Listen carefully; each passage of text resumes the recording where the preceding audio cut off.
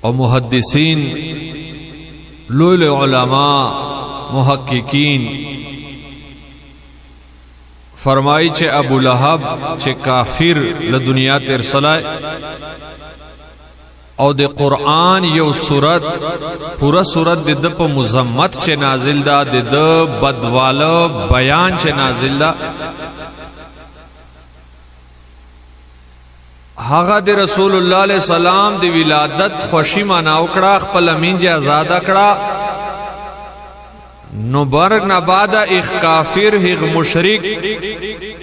ایک بے دینہ کستا اللہ تعالی دا اعزاز ور نصیب کو دا بدلائے ورکڑلا چه ہر دریم روجتا د عذاب الگ سی عذاب ورتا کم کی خدای تخفیف ورتا پچو کی او هغه ګوته چې په کومه ګوته سره د خپل مینځ آزاد کړي وا د سرکار دو عالم صلی الله علیه وسلم د میلاد د ولادت په خوشی چې لهغه ګوته نه او به هم ورته ملاو کیږي زنوای لوی محدثین جلال الدین سیوطی شیخ عبدالحق محدث دہلوی او د خوند خبر دادا چې پخپلا هغه علماء چې د موږ معاشره چې په ظاهره د میلاد شریف خلاف بلل سي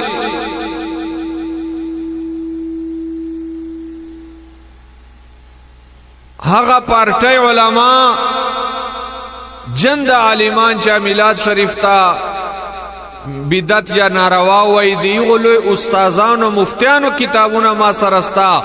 اغه هم په دې خبره گوادی چې ابو لهب غنده کافر بے برخ نه سپاتا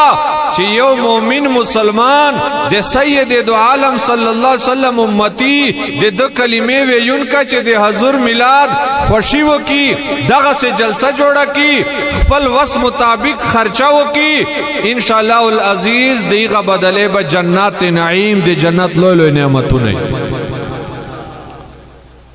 سبحان الله بل زور سره وایو وس ملوش گزارا وکړه سبحان الله د الله ذکر دا کنه نو د الله ذکر زړه زور سره کو د الله رسول ذکر چې شرم کو چې ورک سي شرم دی بے حیائی کارو چې پکار ده دی نیک کار چې اوړاندې وای چې دین چې وکه شرم هغه دوام ټکای چې شاید پسې سټیج والو نه دغه نازګونی دی روشي نو دین چې شرم مکو سبحان الله بر سره وایو چې پاو وینه ماس وجې کنه چې ټاکا بیا تاسو ور سره سوجم خیر د دین لارې چې بس وایي سبحان الله مو بیا نو وي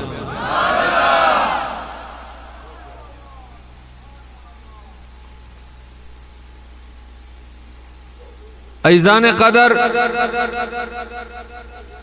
توجه مغوانا دی مجد عقیده دا او پخدا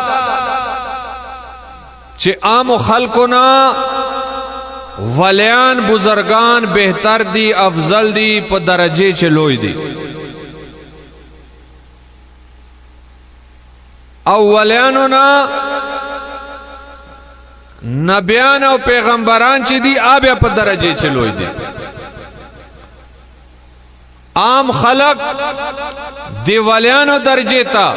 دی غوثانو درجه تا دی قطبانو درجه تا نصیر رسیدای او کل غوثان قطبان عبدالان بودلا جمع کا نجبان نقبا جمع کا